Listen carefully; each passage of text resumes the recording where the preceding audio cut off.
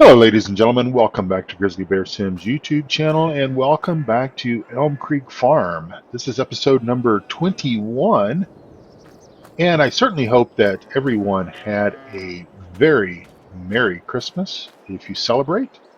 And if you don't, I hope that you had just a nice, relaxing weekend.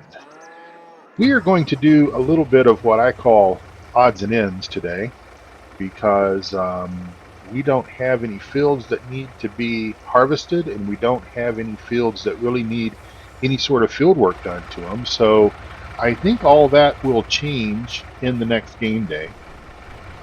We are in the second game day of July, and I've got to say that I kind of like the way that Giants displayed the second game day of the month before the patch.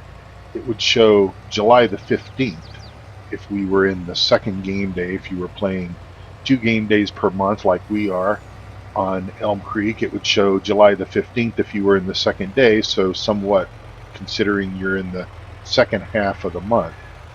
Now that shows as the 2nd of July, so the second game day of July. I'm assuming if we were playing 3 game days per month, that might be July the 3rd. But anyway, we don't get too boggled down with days and all of that kind of stuff. We do what we need to get done, and we have fun while we're doing it.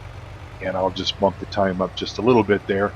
And like I said, hope everyone is having a wonderful day. Hope you all had a very nice holiday. You're watching this episode on Monday. I believe that would be the 27th of December, and I'm recording it before Christmas, a couple of days before Christmas, just to. I'm planning on taking some time off, um, starting probably Christmas Eve through until Monday, from doing episodes, doing things like that.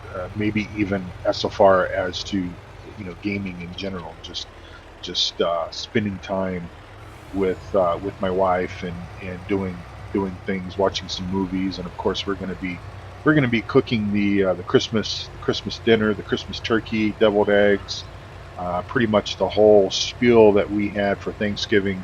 Will kind of be a duplicate of what we're going to do for Christmas, and looking quite forward to that, and hoping that that's going to be a success the way that it was at Thanksgiving. Actually, my wife and I made some sausages last weekend, some Belgian sausages, something that's kind of popular in Belgium and parts of Germany, and those turned out really, really nice. Don't want to eat a whole lot of sausages. Let's see, what's the easiest way? Let's come in. Let's come in from behind here, the dairy, and sell this milk off. And then we're going to go back to, let's see, this is where the pallets spawn. I've sort of made a little bit of a dog's dinner out of this, but we will correct and get right here, and I think we can sell. Right. Let me get my F1 menu up here. There we go. Start overloading. All right, we're out in the street a little ways, but I think that should be fine. So yeah, we needed to do a little bit of odds and ends just to, well, for one, we needed to make a little bit more money. So we're doing that by selling milk. We're going to sell our produce that we have on hand. That includes tomatoes, lettuce. It includes a couple of crates of eggs and a couple of crates of honey that we have in surplus. And of course, as you all know, we're using all of those items for our B&B, but of course our chickens are producing more eggs and our bees are producing more bees than what we could ever imagine using at the B&B. But those things, by growing it ourselves, have certainly helped to offset our costs of running the B&B. And of course, we're looking forward to our first, really to our first grape harvest, because from that we're going to be able to offer our guests our own Elm Creek jelly and our own Elm Creek wine.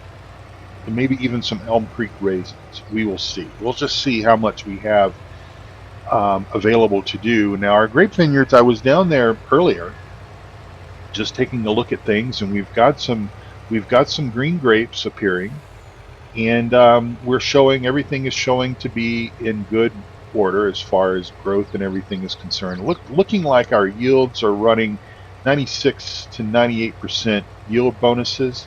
I'm still not 100% certain why that grass grew back after we mulched and cultivated that.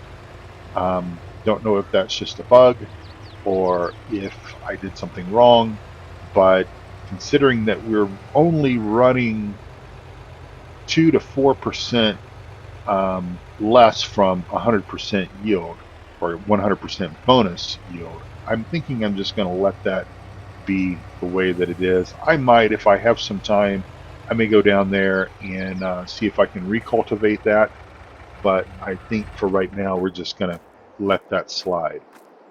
All right, so tell you what, we need to run some of the oats that we harvested in a game day or so ago, or a video or so ago. We need to haul some oats over to the mill and do that. So let's see. Let's make sure we're connected to the trailer, and we're not because I think Bo used this tractor and tipper, and I think he was going to be in the process of moving the tractor away and just didn't get to that point. So we will just see. So we've got our wheat. Now we've got some that was left over, few odds and ends of oats that was left over from the previous season that we didn't haul up there. Basically, wasn't going to haul a partial trailer, and we never quite needed it because as soon as our bakery got into production, things began to somewhat backlog. And of course, we had wheat and we had oats and we had sorghum that we were able to take to the mill. And even though we've played, almost a full year from when we started this map, the backlog at the bakery is they cannot bake bread fast enough to keep up with what the mill is able to essentially produce, the flour. And so I don't know if it has anything to do with the types of product that we deliver to the mill to produce flour. I assume flour is flour, regardless of what we take to the mill. The output of that is flour. I don't see a difference between sorghum flour, wheat flour, barley flour, oat flour. But in any event, there is a backlog, and we just have to deal with it. We just have to deal with it. But of course, because we own the bakery, that's another element to our B&B that we're able to pull from. So we have fresh breads and all of that good stuff that we're able to share with our guests. And of course, we sell to our guests as well. We've started somewhat of a complete mail order kind of business that we can send to anyone anywhere in the world, including our honey and including our breads and stuff like that. So that is all good. You may have noticed the HUD there for auto drive popped up. I have been looking at that mod and looking at how that mod might be able to help me here on Elm Creek. I never really paid much attention to auto drive in the earlier versions of Farming Simulator. If I'm not mistaken, now I know auto drive was a thing in FS19, but I think we saw the first iterations of auto drive in 17, and it could even be older than that, meaning that parts of it, some functionality could have come out in 15. I don't remember it being for 15. I think I remember it being out for 17, and of course we know it was out for 19. Um, and because I've been a huge fan of courseplay, and just I'll hold that thought for a second. Our field that we have planted in oilseed radish is good to go and looking good. Don't have any oilseed radish yet, but we know it's growing. because that's what Farming Simulator 22 tells us. And it would not lie to us, right? So auto drive was something that I never really paid much attention to because I am just a huge fan of courseplay, and of course, where we are right now, at least we're in the time that I'm in, a couple of days before Christmas. You're watching this video after Christmas, but courseplay is not available yet. Now, that's a good point I wanted to make because uh, somebody had commented on a video a couple of episodes ago about being confused about the patch. I record videos in advance so that I have stuff to put in the channel and don't have to wait for me to have the time to be able to record and that sort of thing. And so, sometimes I may talk about something like the upcoming patch coming out, and that then it happens, and I'm still talking about the upcoming patch coming out because it hadn't come out at the time that I recorded the video. And I know I've just confused everybody, but in any event, that's how things work here in the Grizzly Bear Sims studios. Is I do record things in advance, so sometimes I might be talking about something that has already happened, and then you're hearing it here, sort of in the past. So we're going to grab these eggs, and as you can see, when we open up this little reefer trailer that we've got here, which has just worked out well for both our gameplay. Let's shut the engine off. This thing is noisy. Worked well for both our gameplay as well as for the immersion of it all, because again, we kind of imagine that when it's not connected to the truck, we've got it plugged into the electrical mains here that we've got running to this barn, and it's running the cooler, and it allows us to have a little bit of storage space. Not a whole lot. We don't need a whole lot because we really like to sell, from the farm directly to either farmers market, or as I've said before, we use it in the B&B because that is quite popular. And I mean, who doesn't like farm fresh eggs in the morning for your breakfast while you're staying out here in the beautiful countryside of the Elm Creek area? So yeah, let's see if we can get these. I still need to, a few episodes ago, I got my joystick working, and it was fantastic because I was able to use the joystick for the front loader type functionality. And then the patch comes along and, of course, wipes out all of my settings, and I know it did for everyone else as well. I know our friend Chris had some problems getting his controllers set back up in the new version with the update. And while I didn't have any problems in that department, because it did wipe everything out, I've got a number of buttons on my Logitech wheel and shifter control, as well as my joystick that I have set up that I enjoy using for gameplay. And let's see. Let's go just a little bit further in there, drop this down, spin the camera around where we can kind of see a little bit better, and see if we can slide out without knocking those eggs out. Okay, that is going to be good enough, as I say, for government work, and we will haul these to the farmer's market, and we will sell these, and then we're going to wrap this episode up because that's really all that I wanted to share with you today.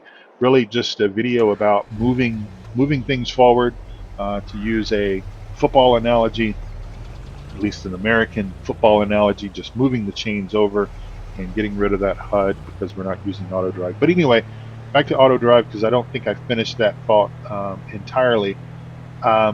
It was something that because of courseplay, I didn't really find it to be something that I needed in my gameplay, because I could do things like that with courseplay. Because courseplay is not out right now, I'm looking at it as going, wow, there's a lot of functionality there that I think would help me out. And of course, because it integrates in with the traffic splines that are already in the game, built into the map, it even makes things a lot better. So I know there's some new functionality. I think that's new in 22 that didn't exist. Okay, no problem. That didn't exist in 19, where it will, sort of do the tractor combine relationship on the fields. That's kind of cool. So definitely we'll look at using some of that maybe until Courseplay comes out, or we'll see. Maybe Auto Drive replaces Courseplay for me. I doubt it because, like I said, I'm a huge fan of Courseplay, and let's sell this stuff here and see how much money we make. Eggs are selling, tomatoes are selling, honey is selling, lettuce is selling, everything is selling, and that's good. We want it all sold. Get out of here. Last pallet of looks like tomatoes are gone. And there we go. $11,727. Again, not bad. Things keep getting a little bit better, and I think it's because, the first few times that we sold products together, we only had lettuce and tomatoes, and then we've only had lettuce, tomatoes, and eggs. We've added honey, and I tell you, the honey has been something that has been helping us improve our profits, improve the experience at the B&B, and also the bees are helping to improve our yields in our fields with sunflowers and with canola because of where we place those hives, and hoping that that is going to just continue to be a good investment for us with the bees. And who knows, maybe we will put in some more beehives in the near future to just increase that yield. And because the more money we make, the more things that we can do, the more easier that we can expand things. And I know I've talked about this several times, talking about expanding our greenhouse operations. Kind of the farm greenhouse operations. Obviously, we've got the industrial greenhouses over by the grape vineyards, but we may even put some more greenhouses down here, because even though we use this for cutting of grass for hay, we've got a piece back here that, obviously we didn't use this here. Some of this land belongs to us. Some of it belongs to the stock, the livestock vendor there.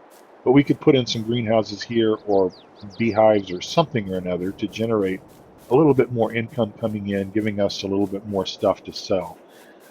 There was one more thing that I wanted to say, and one thing about beehives: if you are running beehives and you're running the in-game stuff, and I've not really tested any mods to see if mods have come available. Remember, this is our drop-down um, um, point where the honey will spawn. So obviously our beehives are way over there and way over there in the distance, but the honey is spawning here. Now, unlike the greenhouses, where if we were to have a full spawn point of lettuce and then some, as we moved pallets out of here, anything that was queued up that couldn't display because this zone was full would appear here. That doesn't work with honey, and I'm not really sure why. I'm not sure why Giants did that with the greenhouses and didn't consider doing it with the honey. But hey, we don't know what they are thinking all the time. And I will just tell you that if you're not careful, you could be losing out on honey production. And one thing that I did was, I sort of made sure that because I sleep, I usually go into the sleep mode at around 6 or 7 o'clock in the evening. And what I was finding is the pallet, I would wake up in the morning at 7 or 8 o'clock in the morning, and the pallet was full. And I'm like, okay, well, when did that fill up? Did that fill up in the middle of the night? Am I missing several hours of honey production? I want to make sure that I take advantage of the time that the bees want to work. And, if they want to work 24 hours a day, 7 days a week, we will certainly take the honey from them. And so what I did was I just shorted a pallet, pulled one off that wasn't quite full, in the evening, so that way my pallet, I can kind of keep an eye on this and make sure that I'm pulling the pallet off of here as soon as possible after it fills up its second stack, its second layer of honey. Right now it's just on the first layer, and pretty soon it'll drop another crate down here and start filling in another, looks like 12 bottles of honey. And so I want to make sure that I pull that as soon as possible. It really depends on how closely you're watching your gameplay and all of that stuff. If that's okay with you, for it to only produce when you're, if you pull it in the morning first thing, that's okay. Whatever you want to do is going to be fine. There's no right or wrong way really to play it. But if you want to maximize it where you're not losing that possible, 8, 10 hours of production time, then just keep in mind that the spawn point only holds one, and once it fills up, your bee production stop or your honey production stops. Okay, well, ladies and gentlemen, that's really all I had that I wanted to do for this episode, was just get these odds and ends done. I'm pretty sure that when we come back together for the gameplay in August, our first game day of August, we will have at least, I believe, canola maybe to harvest, maybe this wheat field. I don't know about the wheat field, but I think canola is going to be almost ready. We're keeping an eye on corn to make sure that we chop that at the right moment. We're still pretty light green on the growth stage there, so we've got a ways to go. But really and truthfully, we're just into this killing time mode here, because everything is fertilized, everything is has been sprayed for weeds. We're just basically waiting on the sunshine and the rain that the good Lord provides to us to mature our crops so that we can get out there and get those harvested and get those brought into the silo and eventually either moved up to the mill or sold or whatever the case might be. And looking forward to all of that. Well, ladies and gentlemen, again, thank you so much for watching. I do very much appreciate it. If you're new to the channel, please like and subscribe. That just helps motivate me. Also, if you're looking for good quality Farming Simulator 22 mods, check out my mod hosting website, simplysafemods.com. You'll find a link for it down in the show notes. And also head over and check out our Discord, Simply Safe Mods Discord, or my Grizzly Bear Sims Discord, and enjoy in the camaraderie and the conversation that we have that takes place in those communities. Again, thank you so much for watching, and I will see you right back here for another episode on Elm Creek with Farming Simulator 22. Bye for now.